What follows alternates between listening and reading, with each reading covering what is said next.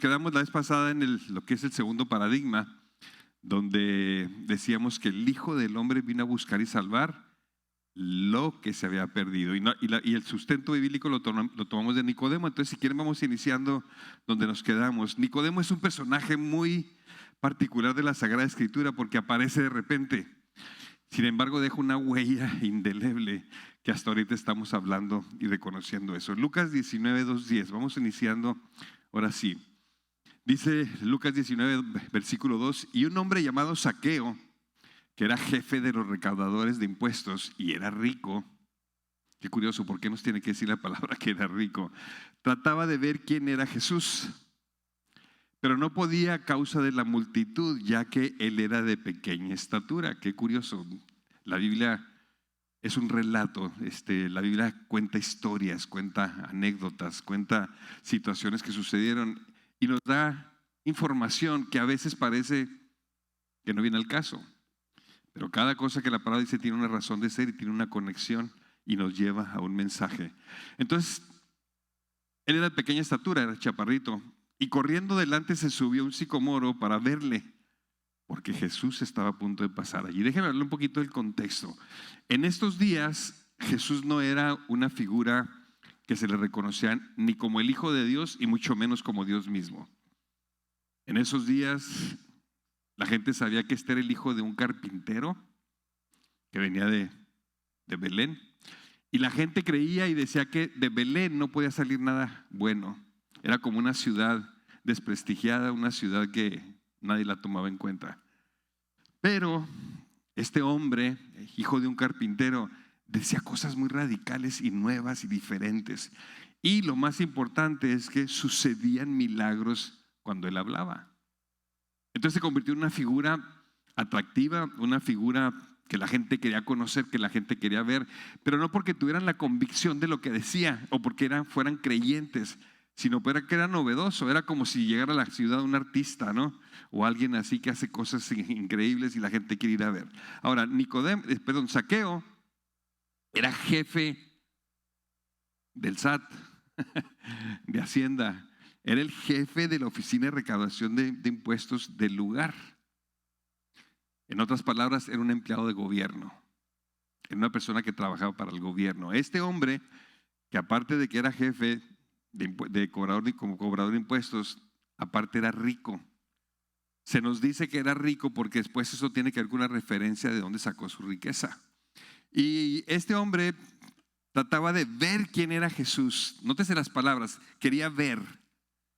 No quería ver cuál era su doctrina, cuál era su enseñanza. Simplemente ese es un famoso, no como el Redentor y el Salvador o el Mesías, pero una persona famosa.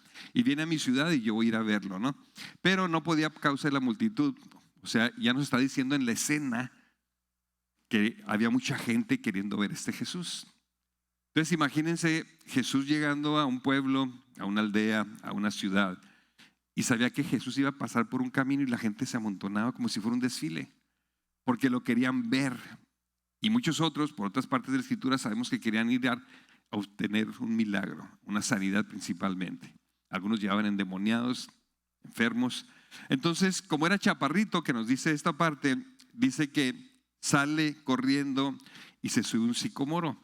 Ahora, los sicomoros que conocemos en México son árboles de mediana estatura, pero los sicomoros de Israel eran uno de los árboles que podía crecer hasta a la altura de 3 hasta 5 pisos de altura de un edificio de los nuestros. Eran árboles bastante grandes. Y este chaparrito tenía tantas ganas de ver a Jesús que sale corriendo y como está la gente y no alcanza a ver, pues ve un árbol y dice, pues me subo al árbol. Cuando sube al árbol está allí porque Jesús estaba a punto de pasar. Ya oía la buruca, la gente que decía, ahí viene, y empezaban y qué sé yo, y está por llegar. Después de eso, según el relato, adelante, dice, cuando Jesús llegó al lugar, miró hacia arriba. Esa parte de miró hacia arriba tiene algo que ver porque nosotros sabemos que Jesús es el Rey de Reyes, el Señor de Señores, el Creador del universo.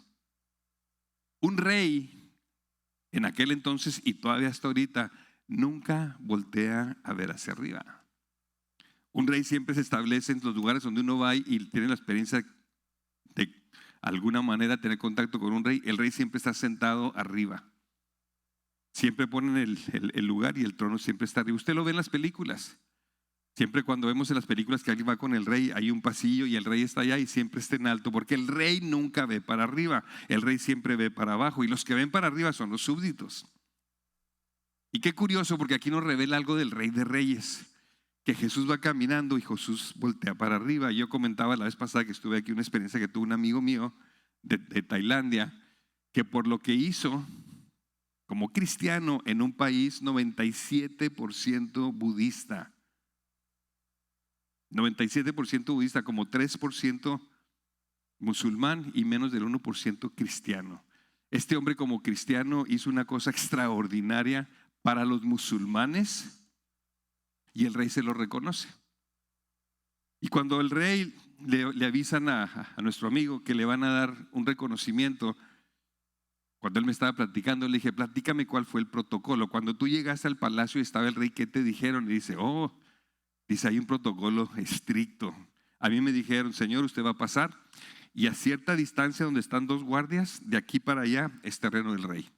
Es terreno diferente, no es como el terreno que usted pisa en su casa. Aquí está la realeza. Usted en cuanto pase de ese lugar tiene que caminar despacio. Usted tiene que tener la mirada hacia abajo, no puede voltear a ver al rey a los ojos.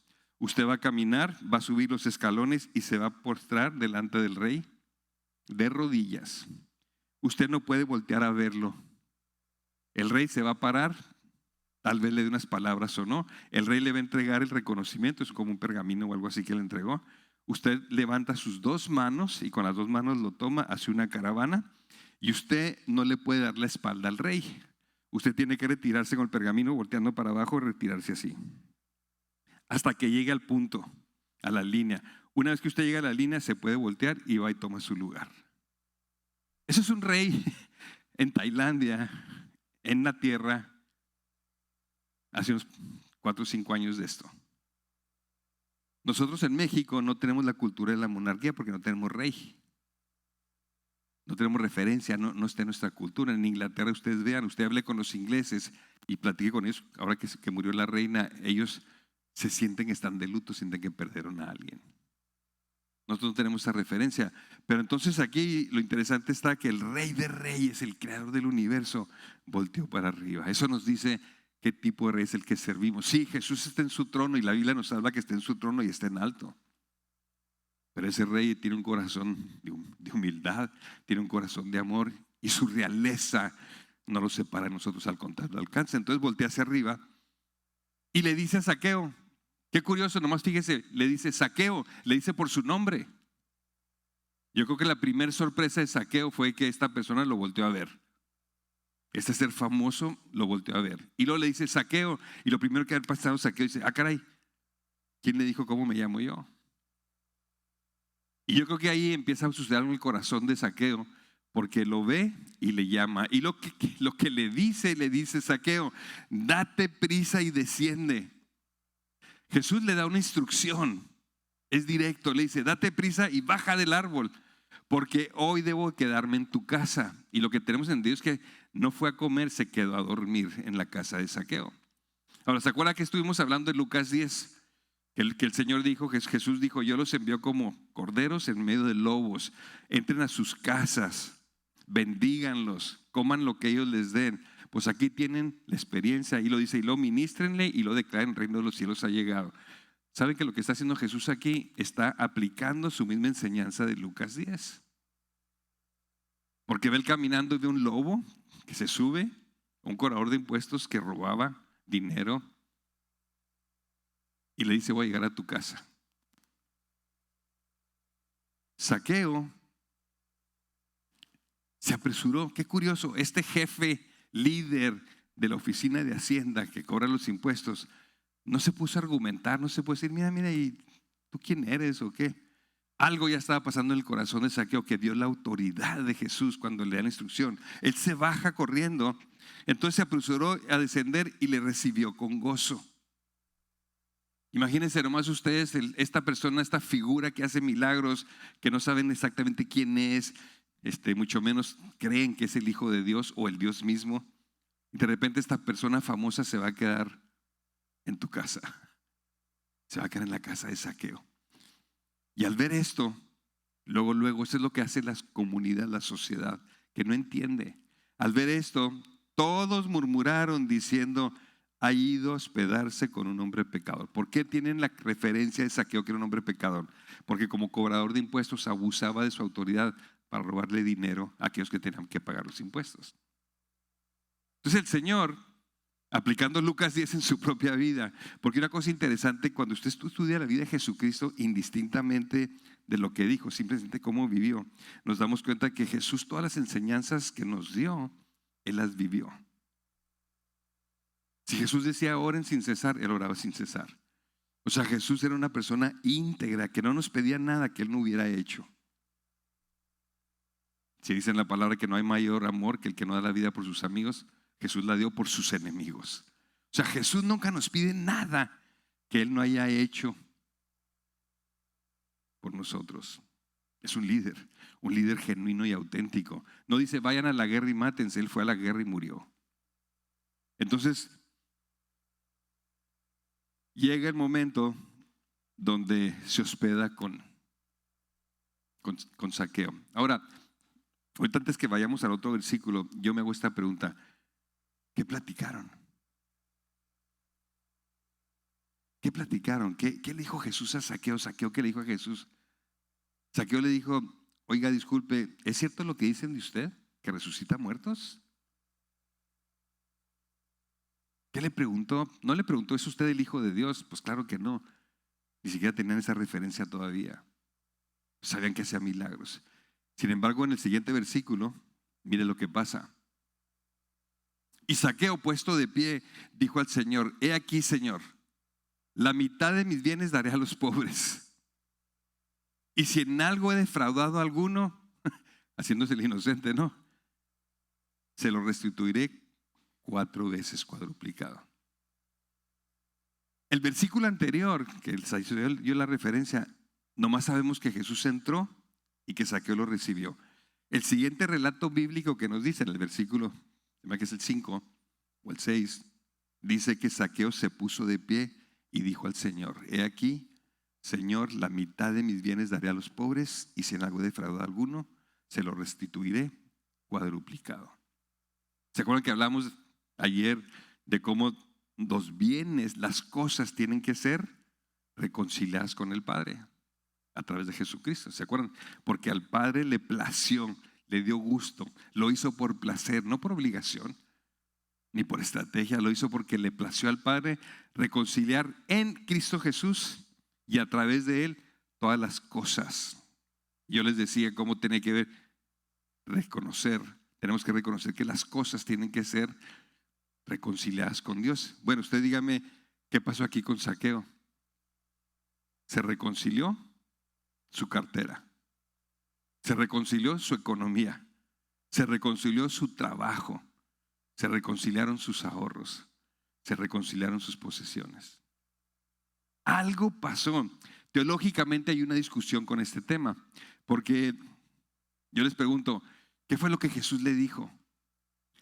Jesús le dijo a Zaqueo: póngase de pie, vamos a alabarme a mí. Saque su guitarra y se puso a cantar un canto. Y luego predicó un mensaje y luego le dijo: levante la mano si quieres entregar tu vida a mí. Y Zaqueo levantó la mano y dijo: pasa al frente. Y luego pasó al frente y luego le entregó su vida a Jesús. Lo digo en referencia a que nosotros creamos estos sistemas y estos modelos, que esa es la manera. Aquí de repente algo pasó, pero Jesús todavía no moría por los pecados de la humanidad. Jesús todavía no declaraba muchas de las cosas que declaró. Jesús todavía no había resucitado. Sin embargo, algo está pasando en la vida de Zaqueo. Jesús hasta este día hacía milagros y le decía a la gente que se callaran, que no lo dijeran. La gente de todas maneras es chismosa, somos chismosos por naturaleza y todo el mundo sabía. Por eso cuando llegaba a un lugar se tenía que amontonar la gente para verlo. Entonces no sabemos qué pasó, y la pregunta que se hace teológicamente: ¿se convirtió Zaqueo a Cristo ese día? Se hizo cristiano. No sabemos. Lo que sí sabemos es que Zaqueo se puso de pie y le dijo al Señor: la mitad de mis bienes se la doy a los pobres. Este hombre entendió el mensaje Vamos a hablar de los pobres en el quinto paradigma. Probablemente mañana o el sábado más tarde vamos a hablar del quinto paradigma, que tiene que ver con los pobres. Dice, y si en algo he defraudado, si me he robado dinero, lo voy a devolver 4 veces. Asumimos que Zaqueo después de ese día se puso a hacer cuentas y empezó a regalar su dinero. ¿Por qué? Porque este hombre entró a su casa y se quedó a dormir.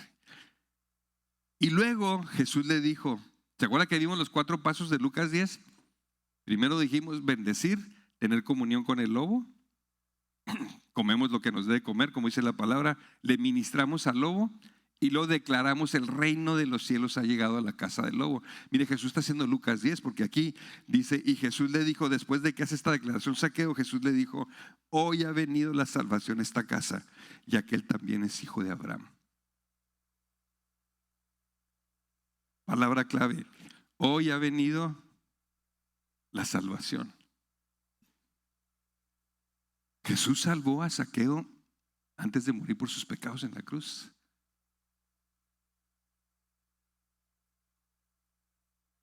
De repente tenemos que ser honestos y tenemos que ser humildes cuando leemos la palabra, porque a veces nosotros nos creamos estos surcos y creemos que entendemos la Biblia en su totalidad y de repente viene un versículo así y nos sacude. Hay congruencia cuando dice todo aquel que diga Señor. El que declare con su boca que Jesús es el Señor, ese va a entrar al reino de los cielos. ¿Será eso? Zaqueo obviamente se arrepintió del mal que estaba haciendo porque lo va a restituir. Su cartera se reconcilia con Dios. Pero no había un evento religioso, no había una campaña, él no fue a esto o al otro. Sin embargo, Jesús dice, hoy ha venido la salvación a esta casa. Y fíjese, cuando dice esta casa, en el griego la palabra casa es oikos. Y si usted se pone a buscar la definición de oikos, que es casa, en aquel entonces, cuando ya decían oikos, decían casa, la casa incluía al número de personas, que a veces había oikos, había casas de 10 personas, de 15 personas, hasta de 50 personas. Y usted va a decir, ¿cómo? Porque el oikos del griego, cuando usaban este lenguaje, decía en esta casa, en aquel entonces, la casa, había un líder que era el hombre. El oikos, la casa incluía a su esposa y a sus hijos. En el oikos, la casa implicaba el negocio, porque en aquellos entonces usted no iba al supermercado a comprar una pieza para su recámara, o una puerta, o no iba al supermercado a comprar legumbre.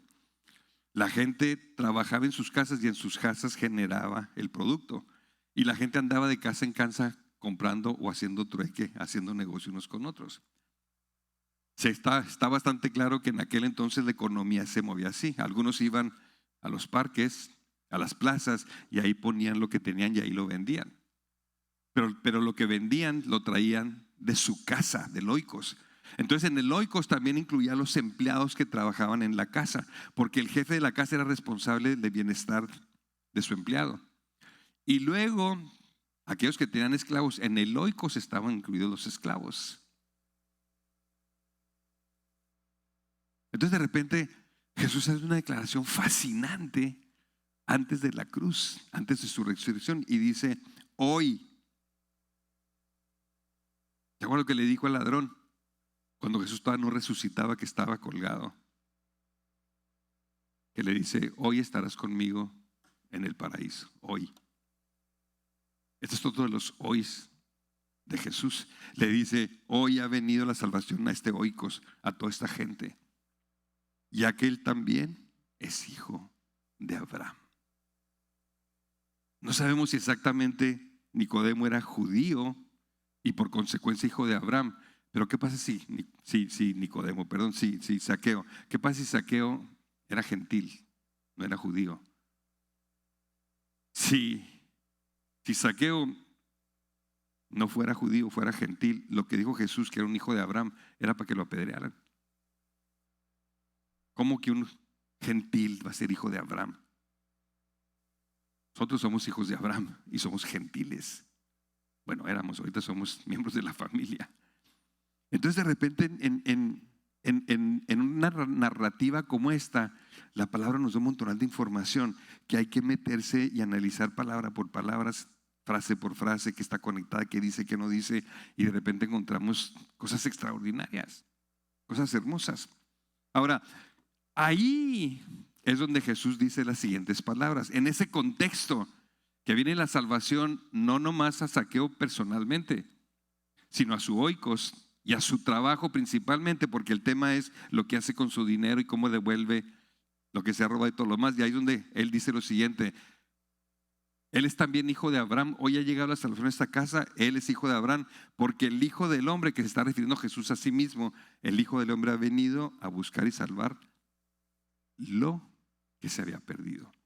Qué curioso, le decía yo que Zaqueo es una figura muy particular, porque el encuentro que tuvo con Jesús, el mensaje que nos dejó, no es acerca de Zaqueo como persona, es acerca de Zaqueo como funcionario público, como cobrador de impuestos, corrupto. Y la salvación llega al oikos. No dice que llegó la salvación a Zaqueo, sino que llegó al oikos, a toda la casa. O sea que Jesús vino y redimió el mercado, redimió la posición de Zaqueo. Ahora le voy a decir cosas que podemos aprender y debemos aprender. Nosotros hemos dividido la vida espiritual de la secular. Estamos ahorita en el templo o en el edificio, o como algunos le llaman la iglesia, y estamos ahorita en un terreno espiritual. Pero luego salimos de la puerta y nos vamos al trabajo, allá es secular. En la Biblia, en el Nuevo Testamento, no había tal división. Todo era espiritual. No había la diferencia de secular y espiritual, todo era espiritual. ¿Espiritual para el servicio y la gloria de Dios o espiritual para el servicio del enemigo? Entonces hemos creado, vamos a decir, una manera de pensar que cuando llegamos a un lugar como este y donde hay alabanza y todo lo demás, es espiritual. En algunos lugares no se puede hablar en voz alta porque es la presencia de Dios está ahí. Que sí está la presencia de Dios y sí es un lugar espiritual. Pero el error que cometemos es que cuando salimos de aquí, vamos a cualquier lugar y sentimos que Dios no está. Porque no hay música, porque no hay seriedad, porque no hay esto, porque no hay lo otro. Y quiero que sepan que en el Nuevo Testamento no había distinción. Jesús, estando el presente, es un evento espiritual. Y vean ustedes cómo de una manera muy sencilla, pero poderosa, Dios mismo se mete a la casa de un hombre que tiene que voltar arriba para decirle. Y llegando ahí, el reino de los cielos llega. Y el impacto es de tal manera que se convierte, no nomás él en su persona, sino se convierte su cartera, su trabajo, su oficio. Entonces, si nos ponemos a ver, les decía yo que hemos cometido un error donde la gente que le predicamos el evangelio, por lo general le creamos un ambiente, vamos a decirle espiritual, para que se convierta. Y luego ellos entienden que aquí encontraron a Jesús, que sí es cierto, y tuvieron una experiencia con Jesús, gloria a Dios. Pero luego ellos sienten que cuando salen de aquí ya se desconectaron. Ya Jesús no está con ellos. Sí, Jesús está en todo lugar. Y tienen que regresar para, como dicen muchos, cargar pilas. Y no entendemos que si Jesús hace morada en nuestro corazón, nosotros somos el templo. Y cuando el templo está lleno del Espíritu Santo de Dios, cuando yo me salgo, no soy menos espiritual que cuando estoy ahí adentro. Porque lo que me hace espiritual no es la manera como me comporto. Lo que me hace espiritual es que el Espíritu de Dios mora en mí. Entonces cuando yo voy a mi trabajo, yo voy con el Espíritu de Dios y el reino está aquí. Y si voy a la calle y voy manejando, el reino va conmigo porque el Espíritu Santo hace morada en mí. Y cuando dice la palabra que oremos sin cesar, no quiere decir que nos pongamos de rodilla y oremos, sino que estemos en comunión de Dios todo el día, porque Él está en nosotros. Y deberíamos entonces de romper esa diferencia que hay del domingo al lunes. Yo digo siempre que en la estructura como tenemos la iglesia de Jesucristo, hemos divorciado el domingo del lunes. Como que divorciamos, y no nomás del lunes, de toda la semana. Hay gente que ya espera el domingo para cargar baterías. Y le voy a decir una cosa, sí se cargan baterías, porque cuando llegamos el domingo llegamos con la familia y saludamos al hermano y saludamos a la hermana y luego tenemos como aquí un grupo de jovencitas, con excepción de los 2 hombres, de mujercitas que cantan precioso y nos dirigen una alabanza y ahí conectamos más con Dios. Eso es real y eso es cierto y sí cargamos baterías, pero no es nada diferente cuando salimos. Entonces de repente hemos creado nuestros sistemas y estamos atados a ellos. Por eso a veces cuando hacemos una reunión de casa queremos repetir el evento del domingo en la casa. Cuando se hace en el trabajo, como no se puede, entonces es secular. No, no es secular. Todo es espiritual, para uno o para otro. Entonces nos damos cuenta de que Jesús, cuando dijo estas palabras, el ejemplo se convierte en Zaqueo. No por su vida personal, sino lo que implicaba con él. Ahora sí, póngase a pensar, si todos entendiéramos esto, nos convertimos a Cristo. ¿Se acuerdan? La gran comisión, Marcos 16, ir y predicar el evangelio a toda criatura y todo aquel que crea y se bautice será salvo. Pero al otro lado de la moneda de la gran comisión es y discipular las naciones. Las naciones las discipulamos trayendo el reino de Dios a los lugares donde vamos. Pero pónganse a pensar esto, si en una congregación como esta cada uno empieza a entender estos principios y cada uno llega a su lugar de trabajo o a la escuela cuando lleva al niño o a donde vaya, al mercado, donde sea, y usted va con el reino de Dios, usted es la bendición de ese día. Usted es el que tiene la presencia de Dios para traer el reino de los cielos ahí. Y entonces por eso buscamos siempre cuáles son las personas que Dios ha puesto bajo nuestra influencia para traer el reino. Yo les platicaba del ama de casa que decía, no, pues yo no conozco a nadie, yo no trabajo, yo no ando aquí, yo no ando allá, yo nomás en mi hogar. Y cuando se puede hacer la lista, apuntó 80 personas que tenía contacto. El cuerpo de Cristo, la iglesia de Jesucristo, así es como permea, así es como se mete como levadura, leuda la masa y el reino de los cielos viene a una ciudad. No es un programa que hay que seguir para ir todos juntos, aunque hay que hacer cosas como esas. Es convertirnos en lo que le llamamos la eclesía, que lo vamos a ver seguramente mañana. Entonces ahora sí, vamos a pasar al siguiente paradigma, pero antes del paradigma les voy a presentar, algunos que ya lo vieron, los que no, un video de Europa. Y quiero que lo escuchen y quiero que lo mediten, le voy a hacer unas preguntas al final y a ver qué piensa usted. Adelante.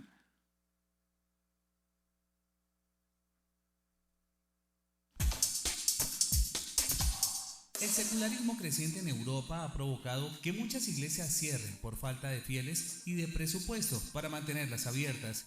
En Holanda, por ejemplo, hay muchos templos, pero la carencia de miembros ha llevado a que estos sean vendidos y se conviertan en cafeterías, librerías e incluso lugares para conciertos. En Holanda, considerado como el país más feliz del mundo, la iglesia decidió desde 1970 cerrar más de 1000 templos. Muchos han sido demolidos y otros fueron finalmente utilizados para fines de entretenimiento. Una de las librerías que ha ocupado un templo como local para vender libros es la librería Seleksic, que reconstruyó el edificio de la iglesia de Maastricht y tras la remodelación y adaptación en 2005 ha sido considerada por el periódico británico The Guardian como la más hermosa librería del mundo. También una iglesia construida hacia 1880 en Ámsterdam con estilo neorromántico se transformó en Paradiso, un sitio para el rock, el pop y sonidos internacionales. Es conocido como el Templo del Pop de Ámsterdam y fue llamado así tras la presentación de artistas de talla mundial como Pink Floyd y Captain Beefheart. La sala está situada en Wetteringham, cerca de Leidschendam. Pero no solo en Europa está sucediendo esto. En Canadá, por ejemplo, debido a la falta de fieles, se decidió transformar también estos espacios y convertirlos en bibliotecas públicas, auditorios, gimnasios e incluso en departamentos, los cuales han significado una solución habitacional para muchos que no tenían cómo acceder a un salario por falta de empleo.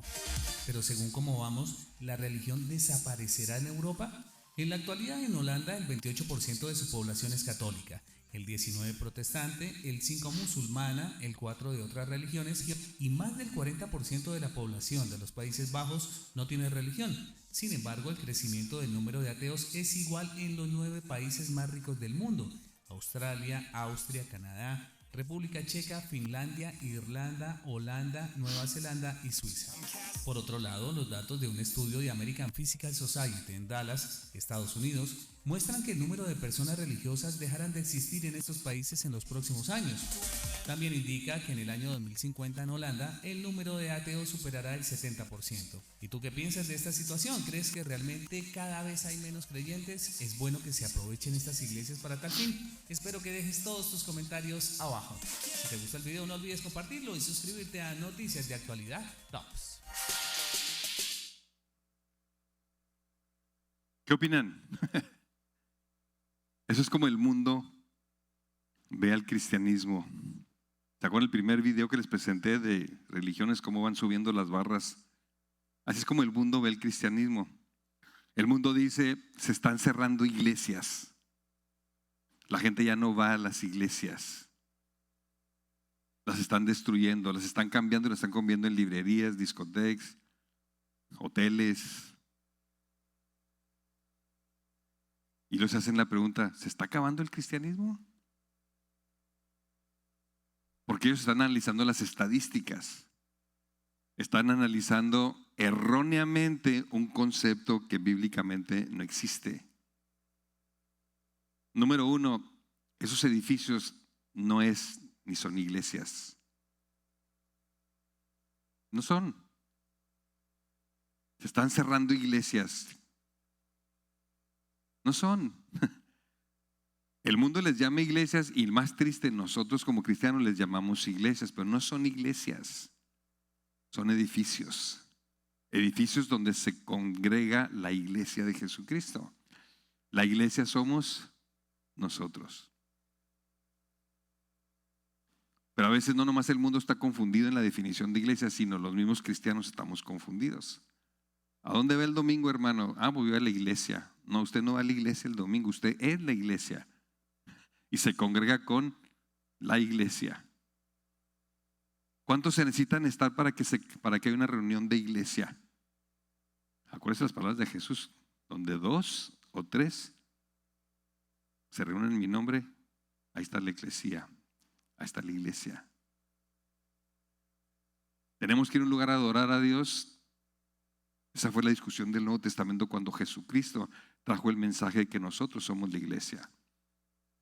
Y Jesús dijo, ya no es necesario ir al monte, Antiguo Testamento, donde bajaba la presencia de Dios y bajaba la presencia de Dios. Y si alguien se acercaba a ese monte en pecado se moría, aún los animales. O al templo, donde habitaba la presencia de Dios también a tal grado de que si el sacerdote entraba en pecado caía muerto. Y si ya no es necesario, ahora el adorador adora en espíritu y en verdad. ¿Por qué? Porque nosotros somos ahora el edificio, nosotros somos ahora el templo. Somos la iglesia. Entonces el mundo se equivoca. Yo me acuerdo ahora con la pandemia que se tuvieron que cerrar las iglesias. Y yo discutía mucho con muchos pastores y les decía, nadie puede cerrar la iglesia de Jesucristo.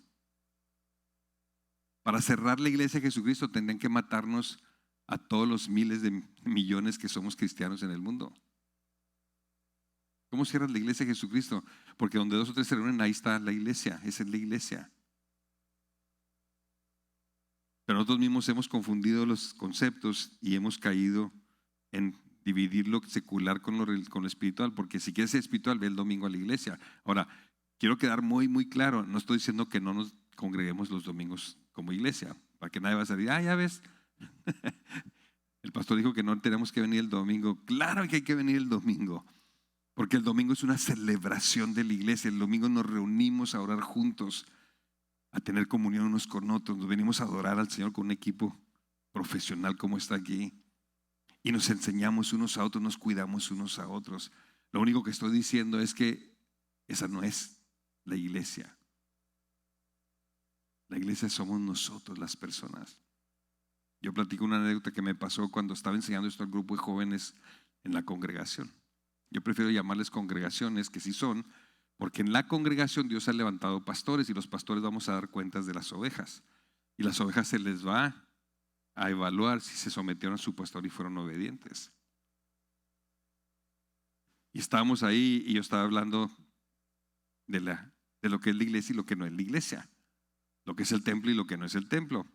Y me acuerdo que estábamos ahí en un grupo de jóvenes y estaba un jovencito que en términos culturales no tenía una buena educación y estaba mascando chicle con la boca abierta. Y otro jovencito que en términos del mundo tenía cierta cultura y a él le enseñaron que el chicle no se debe masticar con la boca abierta, volteaba y lo veía y volteaba y lo veía, volteaba y lo veía y se veía que estaba molesto porque estaba masticando el chicle con la boca abierta. Y me acuerdo que estábamos ahí, yo lo estaba observando y luego de repente, pastor, le dice, discúlpeme, pero dígale algo. Y luego yo pensé y le dije, ¿y qué quieres que le diga? Está mascando chicle en el templo de Dios. Le iba a decir, ¿y dónde está un mandamiento que dice no mascar chicle en el templo de Dios? Ahí es donde nosotros sacamos nuestras teorías y convertimos el templo de Dios en un lugar espiritual donde no se puede mascar chicle. No estoy promoviendo mascar chicle con la boca abierta y tampoco estoy diciendo que lo hagamos públicamente. Lo que estoy diciendo es cómo traemos ideas que no tienen fundamento bíblico. Y cuando él me dijo eso, dígale, está mascando chicle en el templo de Dios. Yo le dije, no, estás equivocado, no es cierto. Y volteé y me veía así como, válgame, pues si lo estamos oyendo todos y lo estamos viendo. Entonces yo le dije, no. Mencioné al joven por su nombre y dije, él no está mascando chicle en el templo de Dios. Le digo, el templo de Dios está mascando chicle, que es diferente. Y fue cuando se quedó diciendo, y entonces aproveché la oportunidad para traer la lección. Nosotros tenemos que ser santificados y por eso nos reunimos y por eso venimos el domingo y por eso estamos bajo la cobertura de un pastor, para ser santificados, para que este templo sea santo. Y este templo tiene que ser santo al grado, escúcheme, al grado de tener cultura, decencia, decoro ante los demás. Y usted va a decir, ¿cómo? ¿Se acuerda de 1 Corintios 13? Donde Dios describe el amor. El amor es algo tan fantástico y soberano e increíble que no se puede definir con una sola palabra o con una sola faceta. Lo tenemos que ver de diferentes lugares para poder empezar a entender lo que implica el amor. 1 Corintios 13, habla de 12 maneras de ver el amor de diferentes maneras. Y el amor dice, el amor es paciente. El amor es servicial. El amor es. Y hay una parte donde dice que el amor es actuar con decoro, actuar con respeto. Si tú vives en una cultura donde es mala educación mascar el chicle con la boca abierta, tú como cristiano espiritual representas la santidad del templo, acoplándote a la cultura para traer honra y honor a la cultura y de esa manera brillar. No estamos hablando de buenas obras, no estamos hablando del amor todo lo perdona. Estamos hablando de comportarse con decoro, como dicen algunas traducciones. Qué curioso. De repente, por eso les digo que todo es espiritual, hasta la manera como mascas chicle es espiritual, la manera como hablas. ¿Por qué la Biblia dice que no digamos literalmente malas palabras, palabras ociosas? Porque el cristiano es el templo y hasta en su manera de hablar honra a Dios, porque respeta a los demás. Pero en unas palabras, en un país son malas palabras y en otras son malas palabras. Bueno, pues en el país donde son malas palabras no las digas, acá sí. Porque tiene que ver con la cultura, porque es espiritual, no es secular. Y estoy hablando de cosas, vamos a decirle, culturales. ¿Cuánto más las cosas que tienen peso? El amar, el perdonar, el sufrir por los demás, el dar la vida, el quitarse la capa y dar la otra. ¿Se dan cuenta? Entonces se equivoca el mundo cuando dice que están cerrando las iglesias, se están evacuando edificios porque los cristianos, porque la iglesia ya no va ahí. Yo estuve en uno de esos templos muy bonitos, no está la foto aquí, pero esos templos que uno los ve, templos históricos de 400, 500, 700 años. Y me acuerdo cuando fui, Entro y era una fábrica de pianos. Y sí da tristeza, porque uno dice, un lugar donde se reunía la iglesia de Jesucristo a alabar a Dios, ahora se hacen pianos. Pero el énfasis no está en el lugar, el énfasis está en las personas que se reúnen. ¿Dónde están esas personas? Porque ya no se congregan más. Entonces lo que tenemos que reconocer, cosas como esas, es que sí tenemos una responsabilidad, porque nosotros hemos sido culpables, responsables de dar un mensaje hacia afuera, que esa es la iglesia. Digo, si usted es una persona católica y pasa delante de un templo católico, se persina. ¿Sabe por qué se persinan? Porque hay un lugar que le llaman el Santísimo y ahí está la hostia, y en la hostia ellos creen que ahí está Jesús en vivo. Pero cuando van a una cantina, no se persinan ni se avientan sus tragos. Y de repente dividimos secular y espiritual. Y lo curioso es que el santuario está aquí. Aquí está Jesús vivo en cada uno de nosotros. Y nosotros cuando vamos a un lugar llevamos la presencia de Él. Y tenemos que manifestar esa presencia ahora hasta la manera como actuamos, como hablamos, como nos comportamos, como nos vestimos. Porque todo lo que hagamos lo tenemos que hacer para honra y gloria de aquel que dio su vida por nosotros. Ahora en ese preludio, en ese contexto, vamos a ver el siguiente paradigma. Nomás repasando rapidito, ¿se acuerdan que hablamos de estanques, que le tenemos que poner 2 laderas del río? ¿Cuáles son las laderas del río? Una, evangelismo de oración, que es Lucas 10, ya lo hemos visto. Y en la otra ladera es los 5 paradigmas, donde sube el nivel del agua y el agua empieza a correr. Tenemos que llevar esto a la ciudad, tenemos que llevar esto a donde vivimos. Y luego hablamos de Lucas 10 y ¿qué decíamos? Que tenemos que cambiar el clima espiritual. ¿Cómo cambiamos el clima espiritual? Antes de hablarle a la gente de Dios, hay que hablarle a Dios de la gente.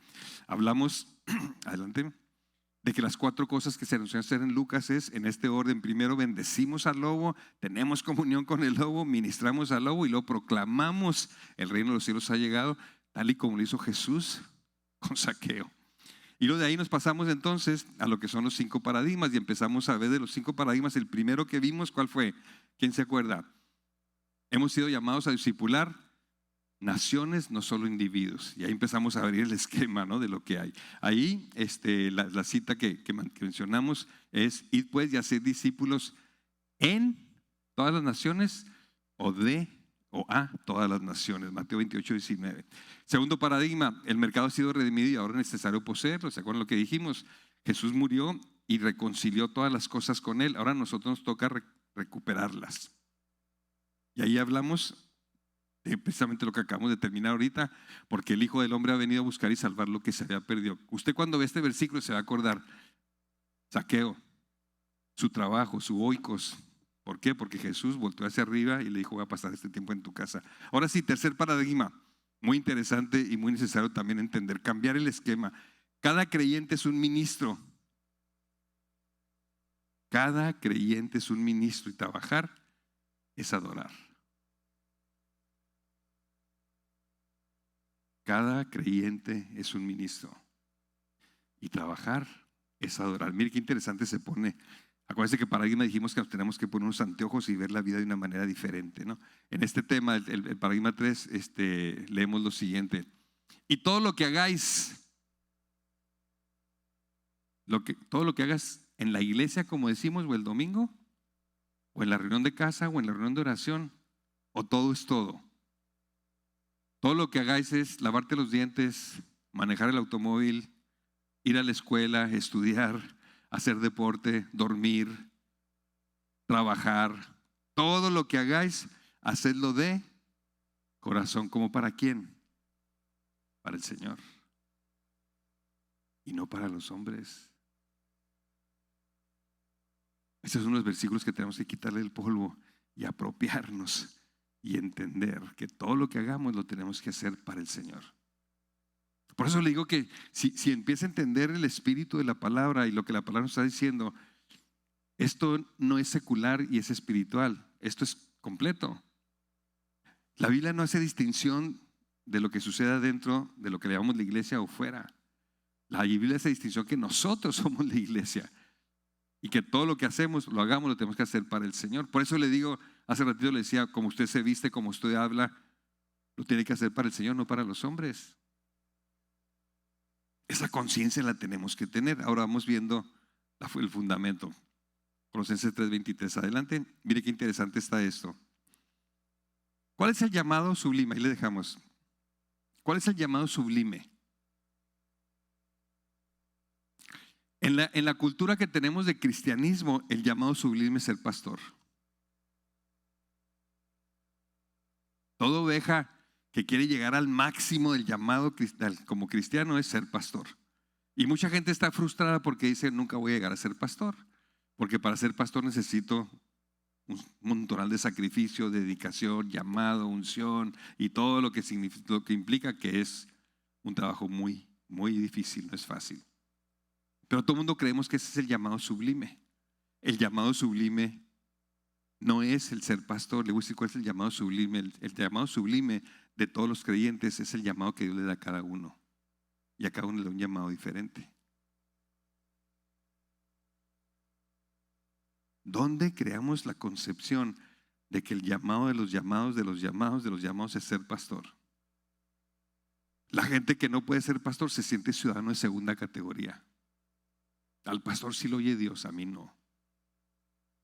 El pastor tiene toda la sabiduría, yo no. Y de repente creamos esta figura mística del pastorado pensando que ese es el llamado sublime. El llamado sublime que creemos que es el servir en el púlpito. Es un llamado sublime, definitivamente, y como le digo, muy difícil. Pero también está el llamado a servir en el mercado, que espiritualmente tiene el mismo peso porque el llamado viene de Dios y a Dios es el que le rendimos cuenta. Eso es lo que hace el llamado sublime. Entonces, si yo tengo un llamado para ser ministro de púlpito, pastorar en una congregación como esta, gloria a Dios. Pero si yo tengo un llamado de servir en el mercado como ministro del mercado, gloria a Dios. Y este no es mejor que este, ni este es mejor que este. Son simplemente distintos. ¿Por qué? Porque Dios tiene un llamado para cada quien. Le hablaba yo de la hermanita de China que empezó a pastorear 5,000 gentes de su empresa cuando puso la silla blanca. ¿Se acuerdan que les di el ejemplo ese? Con esa hermanita como ministro del mercado está pastoreando a 5,000 ovejas. En un contexto muy diferente al de púlpito. Ah, caray. De repente como que se abre el esquema y empezamos a pensar, sí, todos somos llamados a ser ministros. Unos en la congregación con la responsabilidad que le dije, que el Señor dice que vamos a rendir cuentas de nuestras ovejas y las ovejas van a rendir cuenta si obedecieron al pastor o no. Pero también el ministro del mercado tiene un llamado en su comunidad, en su área de influencia, en su oficina, en su escuela, en la calle, donde quiera que todos andemos. Cuando la iglesia de Jesucristo empieza a despertar a esto, el pastoreo se multiplica. Y sí, el pastor pastorea al ministro del mercado y el ministro del mercado pastorea a la ciudad. Interesante el proceso y mire cómo lo presentamos para que lo vaya entendiendo un poquito.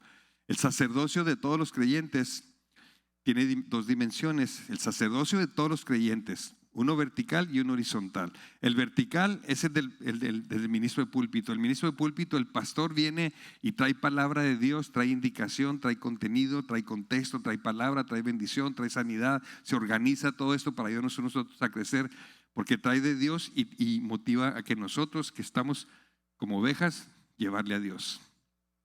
Pero el ministro del mercado trae el contexto horizontal y es con la comunidad, es con la sociedad. Dale, por favor. El ministerio de púlpito se enfoca en lo vertical. El ministro del mercado se enfoca en lo horizontal. Y se necesitan los dos para que el cuerpo de Cristo sea manifiesto en la cultura y en la comunidad. Entonces lo que necesitamos entender es que necesitamos los dos. Adelante. Y de repente los dos se integran. Porque mire lo que pasa.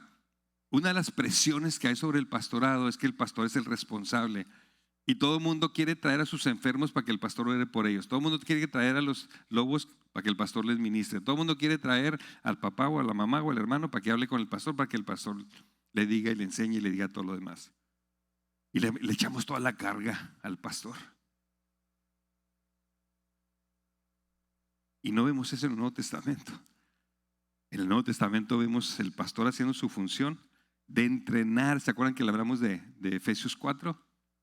Entrenar, discipular en la palabra de acuerdo al don y llamado de cada uno para que cada quien cumpla su propósito.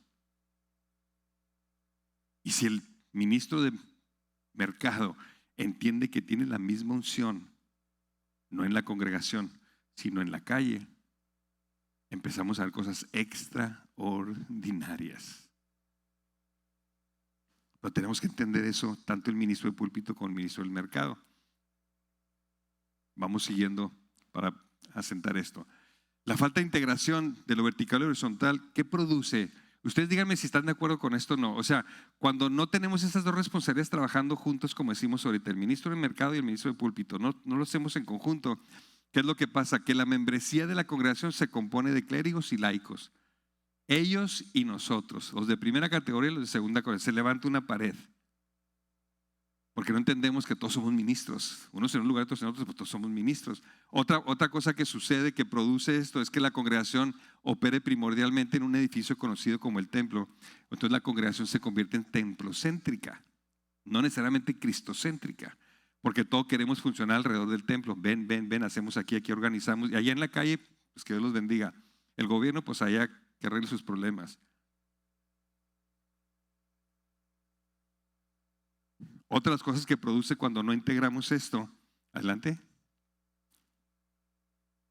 es que los creyentes que trabajan secularmente, entre comillas, no sean tan espirituales como los que trabajan en el templo. ¿No siente usted eso? No lo decimos, no lo ponemos por escrito, pero a veces decimos, una persona que está aquí dirigiendo la alabanza es más espiritual que el que está en su oficina trabajando en el despacho de abogados. Como que hemos creado estas categorías. No estoy diciendo que la persona que está aquí no tenga que vivir en santidad. Claro que sí. Pero de igual manera Dios espera que la persona que esté trabajando en el despacho de abogados viva con la misma santidad. Porque de repente este mensaje lo mandamos y decimos, ok, ¿quieres ser parte del equipo de alabanza? Tienes que ser intachable, tienes que hacer esto, que es correcto. Pero el que está sentado dice, como yo no estoy en el equipo de alabanza, yo sí puedo. Porque yo no soy ministro. No. Son los mismos requisitos, el mismo estándar de santidad se necesita tanto dentro de la congregación como en la calle. Otras cosas que produce cuando dividimos esto es lo siguiente. Adelante. Que la tarea principal de los que trabajan secularmente sea proveer fondos para la visión de los clérigos. La gente de repente piensa y siente eso.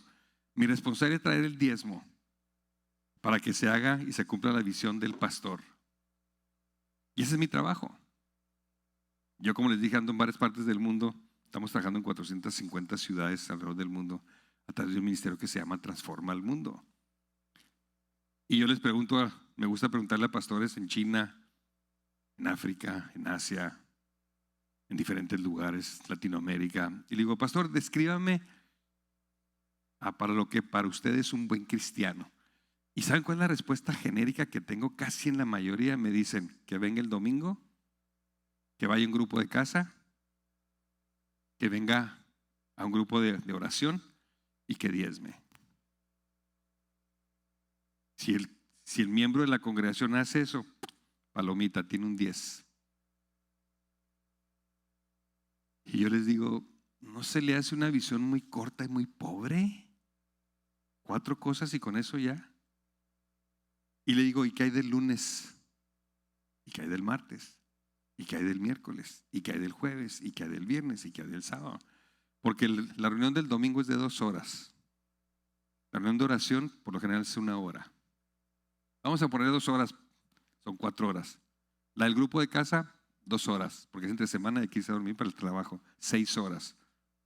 El diezmo, 5 minutos. ¿Cómo podemos decir que un buen cristiano es lo que hace en 6 horas cuando el día tiene 24 horas. De repente la medida estándar es cumplir con un mandamiento o con un ordenamiento de la congregación, y como que todo lo demás es secular y queda en el mundo secular. Y lo que estamos diciendo en el paradigma que tenemos que empezar a cambiar es que no. Todos somos ministros, todos tenemos que buscar la misma santidad que el pastor busca y que modela. No, pero yo vengo aquí en la congregación, yo no estoy en ningún ministerio de aquí de la congregación, yo limpio baños en la compañía donde trabajo. Pues tiene que buscar la misma santidad que la persona que está aquí en el equipo de alabanza. No hay ninguna diferencia. Hemos hecho una diferencia. Creemos que esto es mejor que aquello. No, los dos son mejores, cada uno en su contexto correcto. Entonces, de repente, cuando no entendemos esto, mucha gente siente que mi trabajo es diezmar para que haya dinero y con ese dinero se haga eso. Y cuando la gente entiende eso, cuando dé el diezmo dice, ya cumplí. Oigan, necesitamos obreros porque vamos a ir al parque, vamos a ayudar a esto y el otro. No, yo ya pagué mi cuota, como si fuéramos un club. Y otra vez viene una parejita conmigo y me dice, pastor, andamos buscando quien nos case. Digo, ¿por qué, hombre? Pues que nos están congregando, sí. Pero como tenemos poquito, no hemos diezmado lo que ellos esperan, y nos dicen ellos que cuando diezmemos tanto, entonces tenemos derecho a las instalaciones y a los servicios que otorga la congregación. ¿Cómo? Mi hijo se cambió de Juárez a vivir al Paso, y cuando se va al Paso fue a buscar una congregación al Paso, y nosotros mismos le recomendamos, busca una congregación y congrégate los domingos y conoce hermanos y ayúdense unos con otros, pues todo lo que sabemos y hacemos. Y dice, papá, llegué a una congregación y me recibieron muy bien, muy atento y todo lo demás. Ya cuando vieron que tenía yendo un mes, me llamó el pastor y me pidió mi declaración de impuestos. Digo, ¿te pidió tu declaración de impuestos? Me dice, sí. Le digo, ¿para qué? Porque a todos los que se hacen miembros de esa iglesia, que los conceptos están erróneos, somos miembros de una única iglesia, la del Señor Jesucristo, y nuestros nombres están escritos en el libro de la vida por el Espíritu Santo, no porque vamos a una congregación y hacemos esto o hacemos lo otro.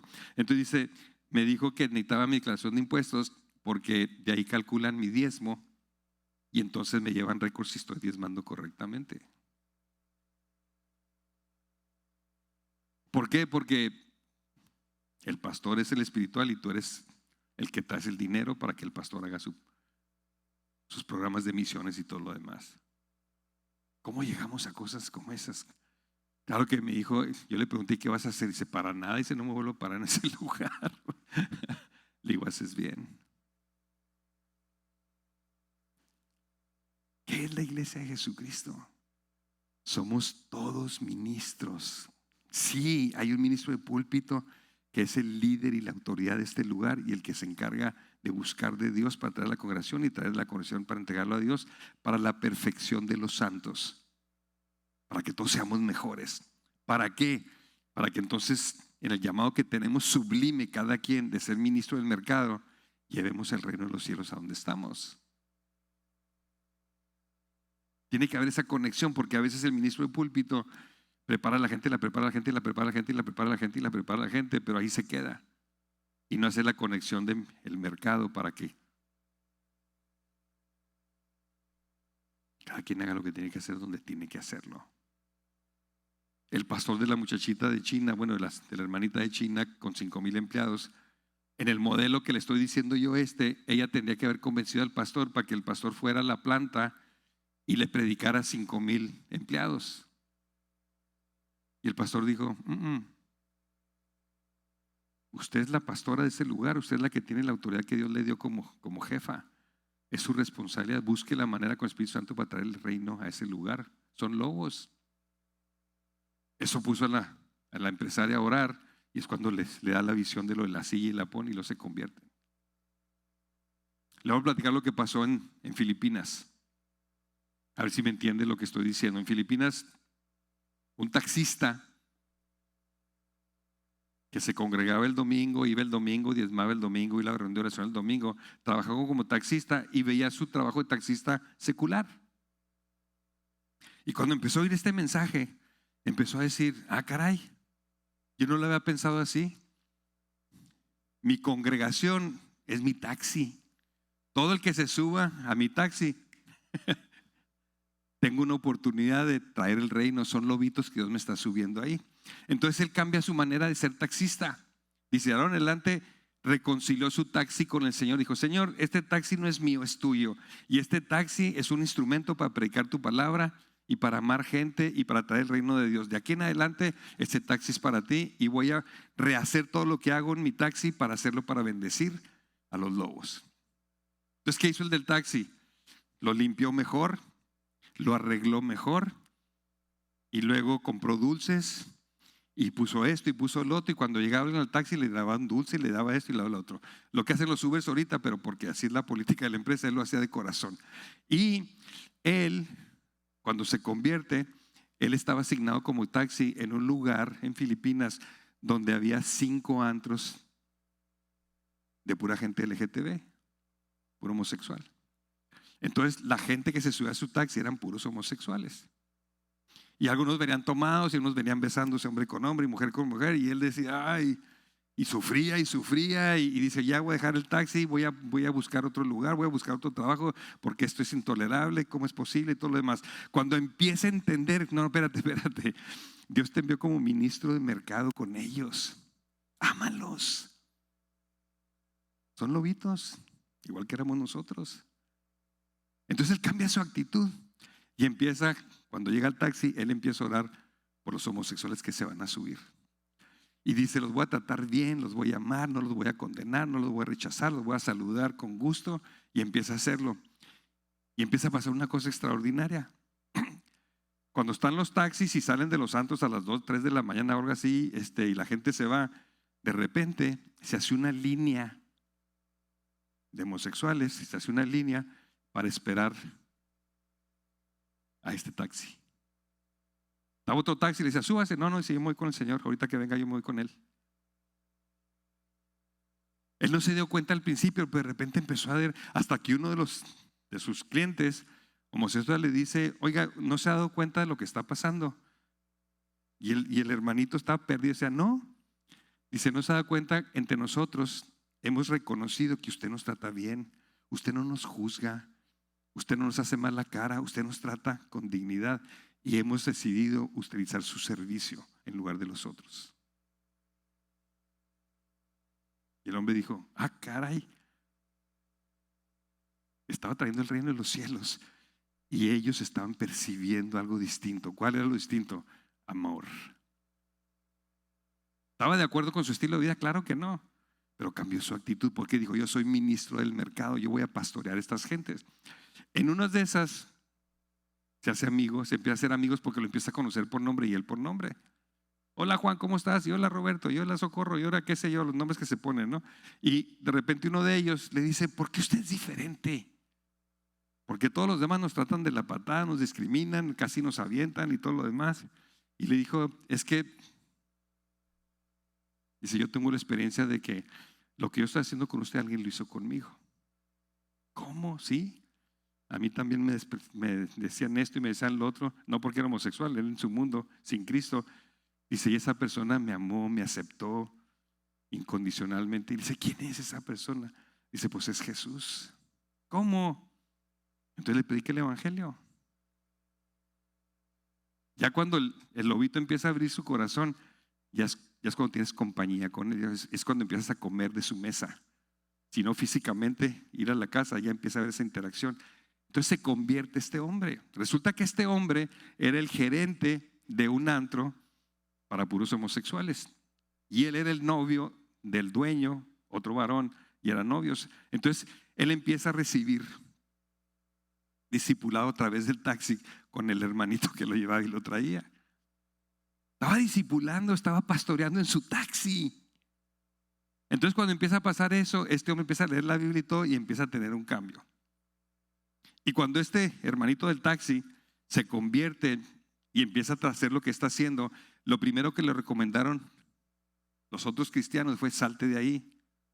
Ese lugar es un lugar malo, es un lugar muy difícil, y lo otro y todo. ¿Qué estás haciendo ahí? Salte.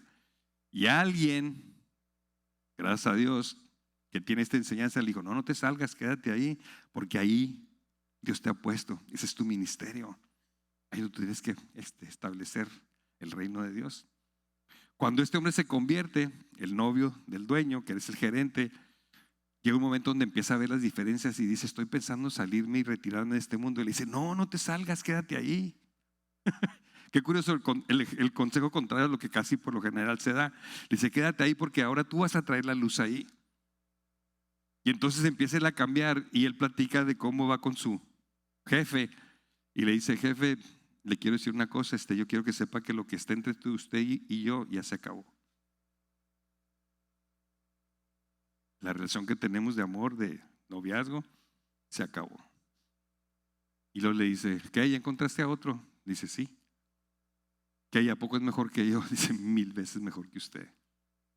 ¿Qué? ¿A poco él te da lo que yo, más de lo que yo te doy? 1000 veces mayor. Y le dice, ¿quién es? Y dice, su nombre se llama Jesús. Estoy enamorado de otro hombre, le dice.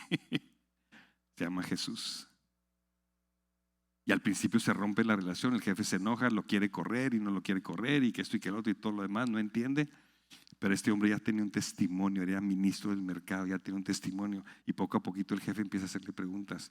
El lobo empieza a abrir la puerta y empieza a comunicarse. Se convierte el dueño del lugar. Y cuando se convierte, se congrega otra congregación y le dice, cierra el negocio y salte.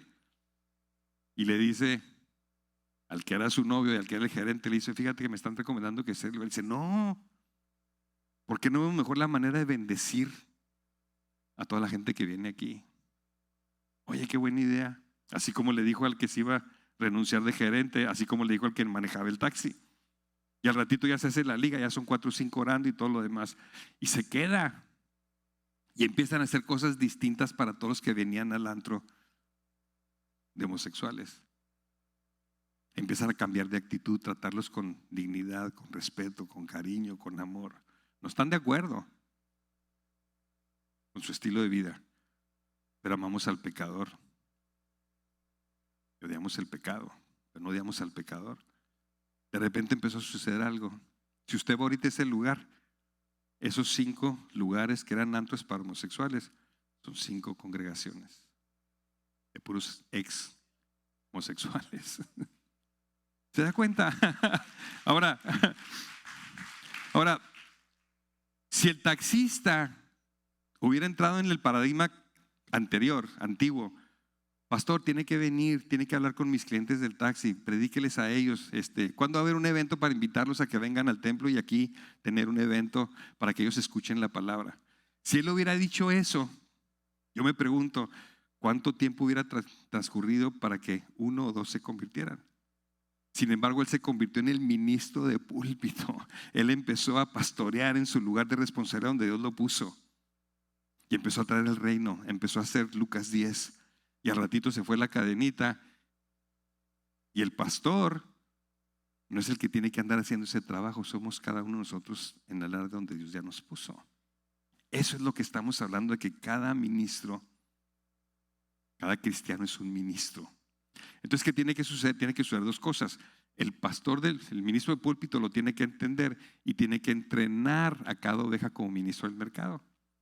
Y ungirlos y mandarlos, y ungirlos y mandarlos, y ungirlos y mandarlos. Y luego de repente empiezan a llegar los testimonios. Fue lo que nos pasó a nosotros. Empiezan a llegar los testimonios. Y de repente se ve una iglesia viva, que están sucediendo milagros y cosas allá. Y nadie tiene que esperar una vez al año una campaña para que venga alguien de no sé dónde para que haga milagros. Los milagros están llevándose. Que fue exactamente lo que pasó en el Nuevo Testamento.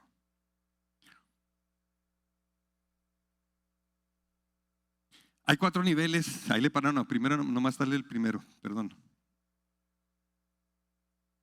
Ahí. Hay 4 niveles.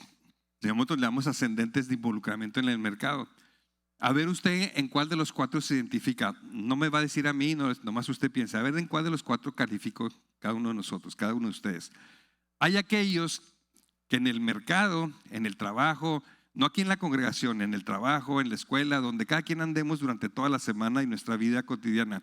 Hay aquellos que apenas sobreviven la semana y el domingo llegan así como arrastrándose para cargar pilas y estar llenos y luego decir otra vez el lunes, martes, miércoles, jueves, viernes, sábado, ya llegué otra vez el domingo, y vive la persona en esa manera.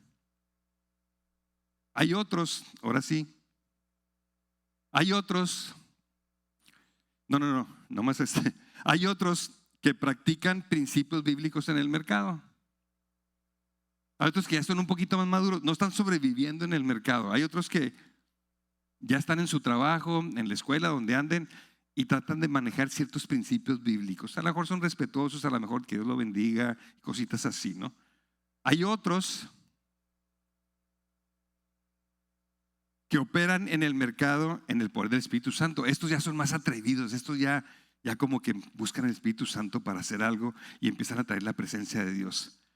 Cuidan a la gente y hacen cosas y se empiezan a mover más en el mercado. No están sobreviviendo la semana, no están nomás trayendo algunas cositas ahí interesantes, sino que ya dicen: Señor, bendíceme, dime cómo bendecir a los que están trabajando conmigo y todos los demás. Que ya es un tercer paso. Y luego lo que buscamos es otros que ahora sí son los que están transformando y redimiendo el mercado. Estos son los que ya no nomás tienen la visión de traer la presencia de Dios, sino cambiar la industria, cambiar el negocio, cambiar la ciudad, cambiar todo lo que es. Ahora sí, usted póngase a pensar en cuál de los cuatro califica usted. Y dígaselo usted mismo, no se lo diga a nadie. Si usted está acá, no se desanime, ánimo. Para eso estamos aquí, para cambiar los paradigmas y decir: yo tengo que pasar acá, tengo que pasar acá y tengo que pasar acá. Si usted está ahí, qué bueno, ya dio un paso, pero ahora tiene que dar un paso más. Y luego después tener visión de reino, visión de naciones. ¿Se acuerda el primer paradigma? No solamente discipulamos individuos, y no discipulamos individuos, los ministros de púlpito, no discipulamos individuos para que sobrevivan en el mercado. No discipulamos individuos para que apliquen unos cuantos principios bíblicos. No solamente discipulamos individuos para que se maneje el poder del Espíritu Santo en el mercado, sino discipulamos individuos para transformar naciones. Si se fija, es todo un cambio de manera de operar en la congregación donde todos participamos. Entonces usted ubíquese y háblelo con el Señor. Y si está entendiendo, Dios quiera, y es mi oración, que digan: ok, ya estoy cada vez entendiendo más de qué se trata este tema, de qué se trata, qué es lo que tenemos que corregir de lo que hemos estado haciendo por años. Y no digo aquí, toda la iglesia de Jesucristo en todo el mundo, cuál es el enfoque que tenemos que corregir. Ahora sí, mire qué curioso. Hechos 2:47, vemos la relación vertical, alabando a Dios como congregación, mercado de púlpito, y lo vemos la vertical. Y luego tenemos la horizontal, teniendo favor con el pueblo. La iglesia del Nuevo Testamento, y lo puede ver usted en Hechos 2:47, dice que la iglesia del Nuevo Testamento tenía favor con el pueblo. ¿Qué quiere decir eso? Los cristianos del Nuevo Testamento, la eclesía, tenía favor con el pueblo. O sea, al pueblo le caían bien, tenían el beneficio de la opinión del pueblo. ¿Por qué la iglesia del Nuevo Testamento tenía favor con el pueblo? Porque la eclesía les hacía favores al pueblo, favores de amor. Yo pregunto ahorita, por ejemplo, ¿qué favores le estamos haciendo al pueblo? A lo mejor una vez al año vamos y regalamos en Navidad regalitos a 5 hermanitos, o a 20 o a 100. Ok, gloria a Dios, ese es un favor. Es el 24 de diciembre y todos los 364 días del año, ¿qué favor estamos haciendo al pueblo? Y de repente vemos que el enfoque que tenemos es hacia adentro, hacia las 4 paredes, en lugar de que el enfoque sea hacia afuera. Porque la iglesia del Nuevo Testamento tenía el favor del pueblo porque estaban en el pueblo. Vivían con el pueblo y traían el reino de Dios al pueblo. Y el pueblo abría las puertas y el evangelio penetraba. Ahorita creemos que el favor que le hacemos al pueblo es nomás predicar el evangelio. Pero si el evangelio no está acompañado de obras, la fe, si no tiene obras, existe. Y tristemente hemos caído por años en ese ciclo. Y ahora el mundo dice: no me vengas a mí a tirar rollo. Estamos perdiendo la generación, la X, la Y, los milenios, porque esta gente ya no se va con la finta del mensaje. Ellos quieren ver. Y si usted se sienta a platicar con ellos, la crítica que ellos tienen para nosotros, en gran parte es esa. Están adoctrinados de otra manera distinta, porque ya han escuchado y han visto tanta falsedad, tanta hipocresía, que dicen, no, tenemos que regresar a tener favor con el pueblo. Porque mire qué pasa cuando se cumplen esas dos cosas. A ver qué es lo que pasa. Se lo voy a leer para que lo tenga más claro.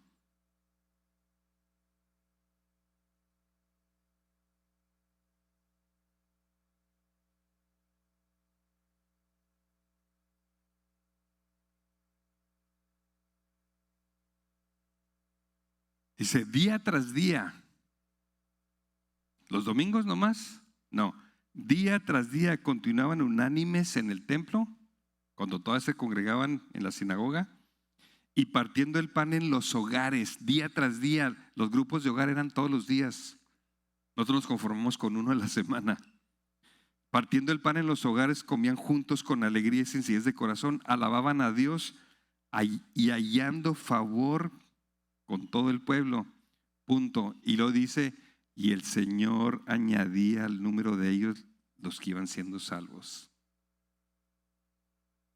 Interesante.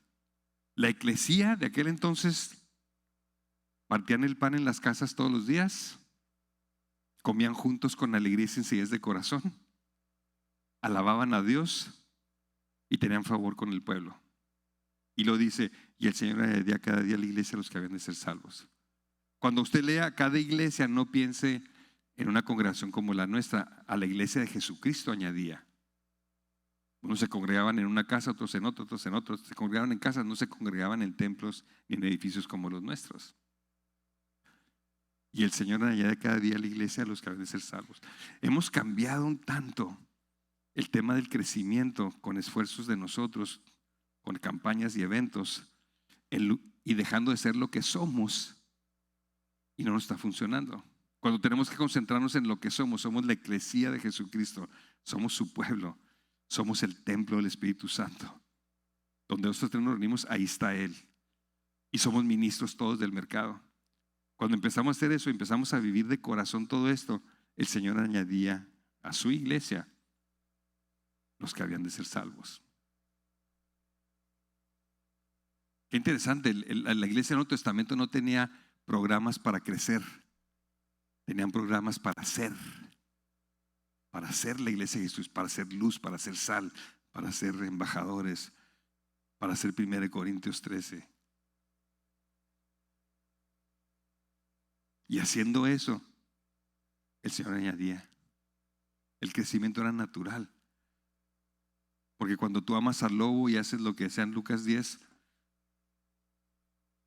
el lobo recibe, el lobo cambia, el lobo busca y quiere hacer lo mismo, quiere tener lo mismo. Y no se trata de una religión ni una denominación, se trata de ser la iglesia de Jesucristo, esa es la esencia. Desde cómo nos vestimos, cómo hablamos, cómo saludamos. Yo de repente conforme he venido creciendo en esto, he estado cambiando actitudes en mi vida. Cuando empecé a entender que era mi responsabilidad discipular Juárez, salía a la calle y veía un papel y lo recogía y lo echaba a la basura. Antes no lo hacía. Ahora lo hago por el Señor, porque quiero que su ciudad, y yo espero que Ciudad Juárez va a ser ciudad de Dios, quiero que esté limpia. Y yo empecé a saludar a la gente cuando ando en la banqueta, que me topo con gente. Empecé a activar, hola, buenos días, hola, buenas tardes, hola, buenos días, hola, buenas tardes. Es curioso ver la reacción de la gente. Cuando estás en un contexto así, no te contestan o te voltean a ver así como que no sabe que vivimos en la ciudad más violenta del mundo, como que buenos días.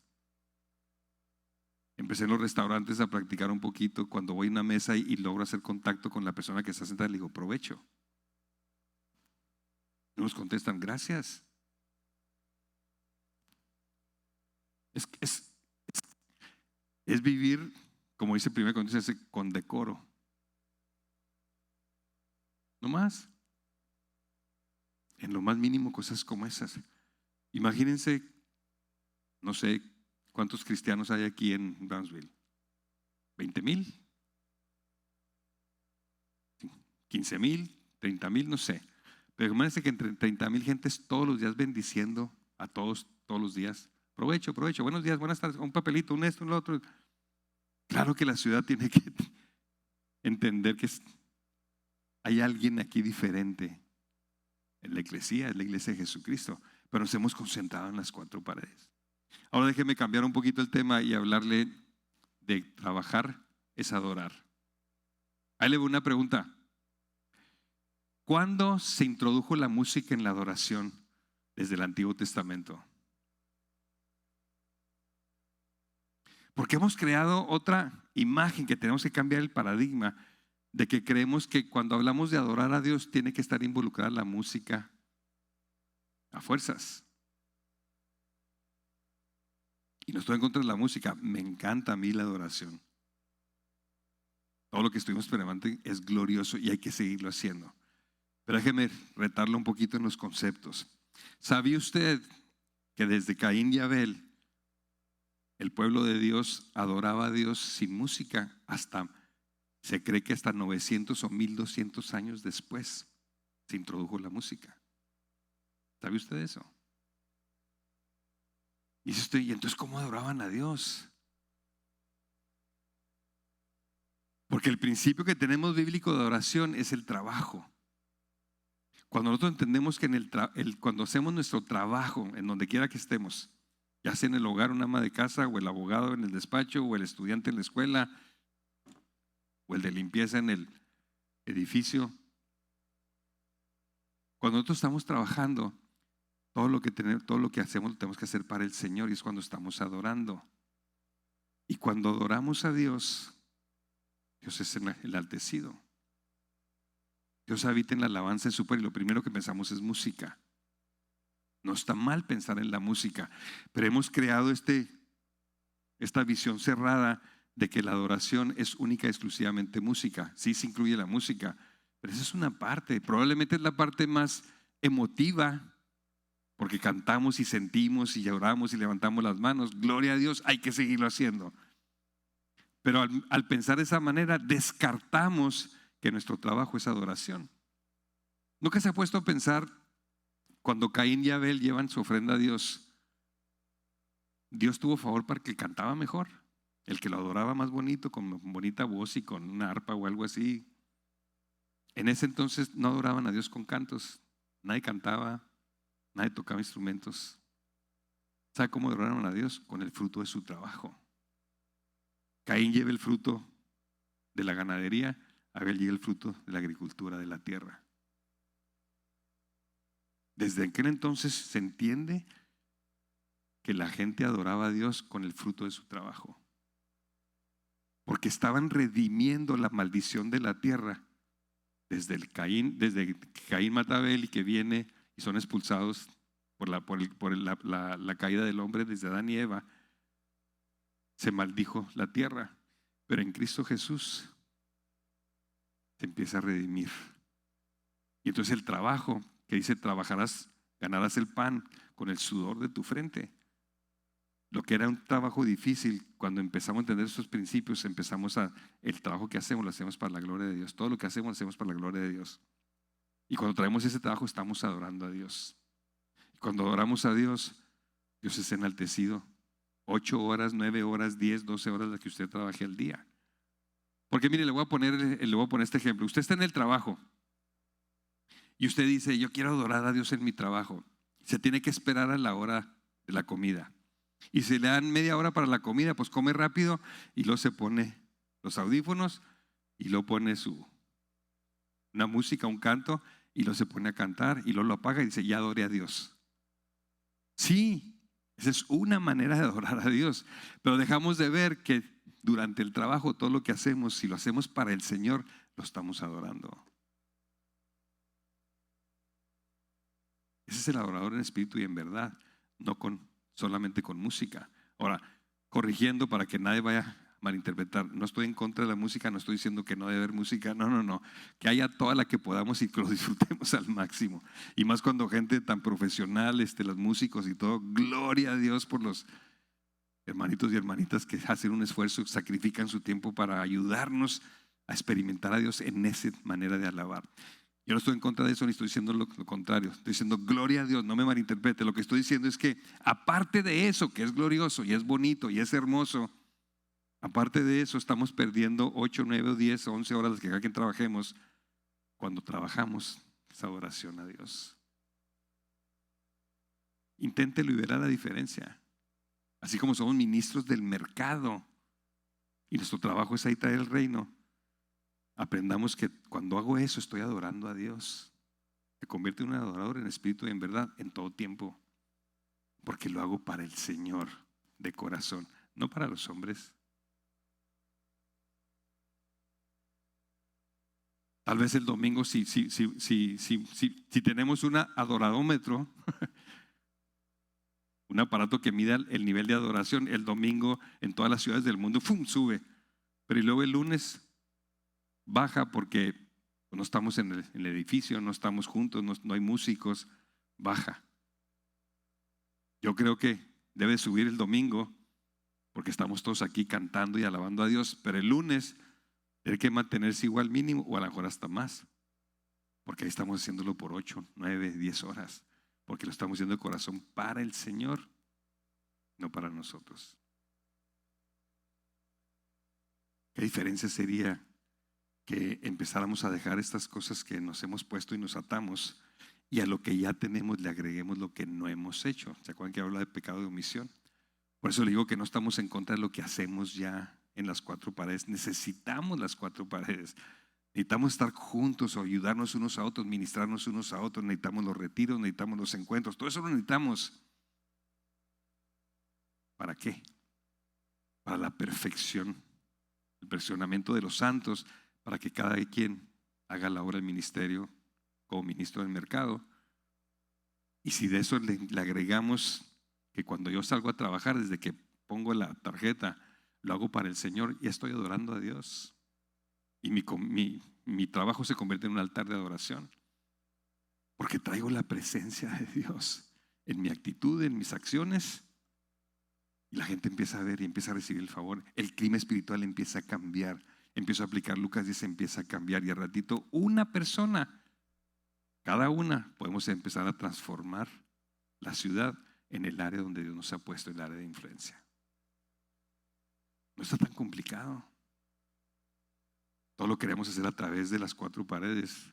No, las 4 paredes son el fundamento para fortalecernos, para envisionarnos, para ayudarnos, para sanarnos, para amarnos, para reconciliarnos, para ir entonces a la ciudad y cada quien empezar a vivir y empezar a salir.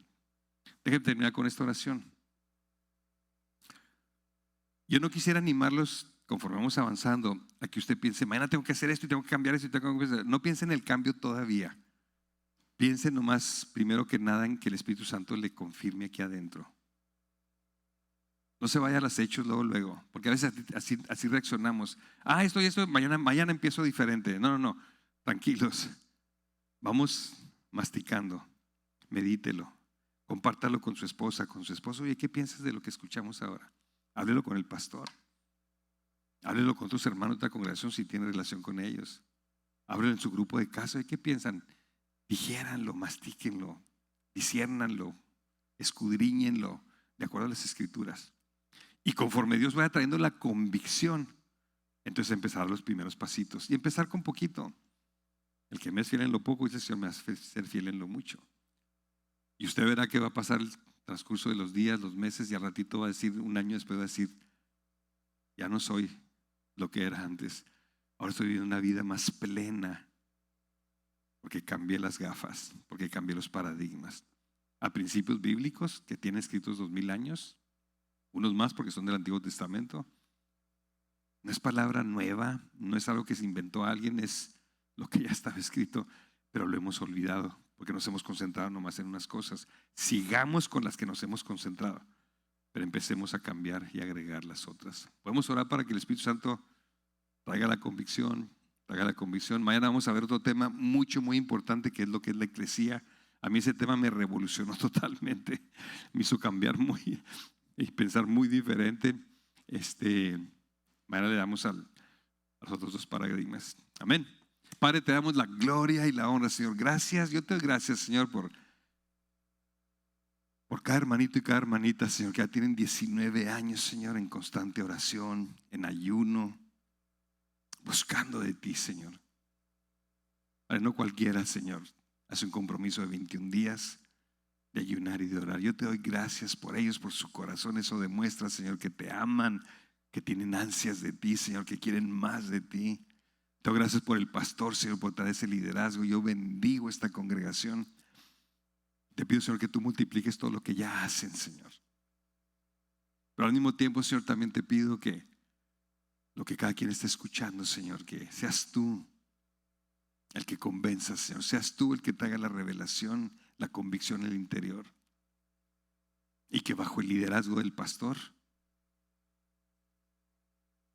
como congregación, puedan, Señor, empezar a experimentar tu propósito, Dios. No nomás aquí, sino allá afuera, Señor, en la ciudad, en el área de influencia de cada uno. Yo los bendigo en el nombre glorioso y precioso de Cristo Jesús.